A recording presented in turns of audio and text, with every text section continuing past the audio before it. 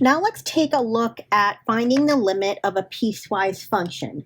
We're going to look at it both ways. We're going to look at it using the equation, and we're going to look at using the graph. And we're going to specifically look at where there's a break, because that's typically where students might get confused. So there's a break in the graph at x equals 2. And if you forget what a piecewise function is, because you haven't seen it in a while, a piecewise function is a function that's made up of bits and pieces of other functions that are put together to create the new function. So we're calling this function f of x, and we have two pieces to this function. We are taking the graph of the line x plus 1, and we're only using the portion, that piece of the line x plus 1, when x is less than 2. And so notice also that we're not including 2 on that piece, specifically when x is less than 2. So we're going to have everything up to 2, but not 2 exactly. So we're going to have like 1.9 on that piece, and we're going to have 1.99 on that piece, and 1.999 on that piece, but not 2.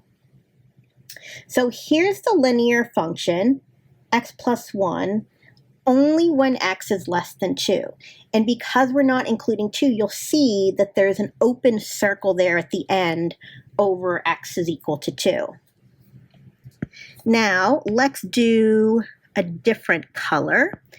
Let's do a blue for the quadratic piece. So the second piece is a quadratic, x squared minus 4. So off to the side, x squared minus 4 looks something like this, where the vertex is at negative 4.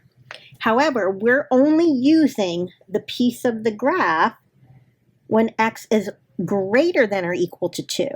So from 2, including 2, which is why we have a solid circle here, because we're including that point, that value of 2 and beyond is what we're using for the quadratic piece. So that's in blue.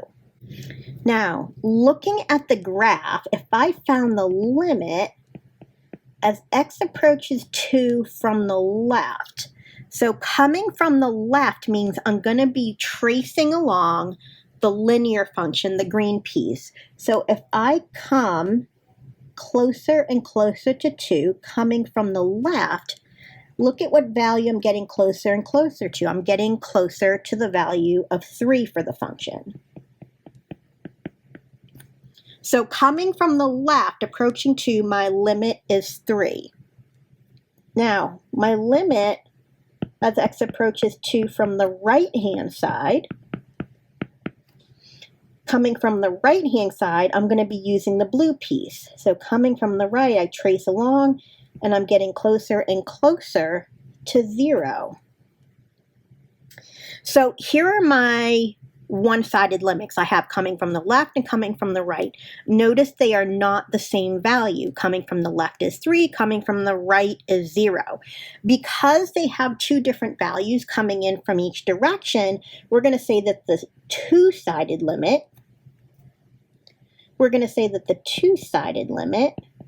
when we don't indicate a direction, we're going to say that it doesn't exist. So the one-sided limits exist, but not the two-sided, because they're not equal coming in from both directions. So this is looking at the graph. Now, let's say I didn't have that graph in front of me and I had to rely on the equation. If I wanted to find the limit as x approaches 2 from the left of my function, if I'm coming in from the left, I'm looking at values that are smaller than 2.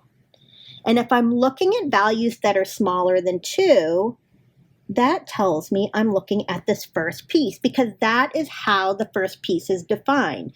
We're using the line when x is less than 2. So we're coming in at 1, then maybe 1.5, then 1.9, 1.99, and we're getting closer and closer to 2, but we're using values that are less than 2.